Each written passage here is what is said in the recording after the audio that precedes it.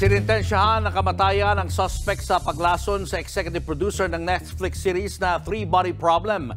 Taong 2020, pinatay ang founder ng Yuzu Chinese gaming company na si Lin Ke. Ang suspect isa sa executive ng kumpanya na si Su Yao. Ayon sa mga report, may kinalaman ang pagpatay sa rights na nakuha ng Yuzu sa Netflix para sa pag-produce ng Three Body Problem. Kasali si Lin bilang executive producer pero wala ang pangalan ni Yao sa Netflix deal. Dahil sa pang-etsyepwera kay Yao, pinagplanuhan niya ang paglason kay Lin sa isang laboratorio. Nilagyan niya ng nakakalason na pills ang bote ng probiotic tablets ni Lin.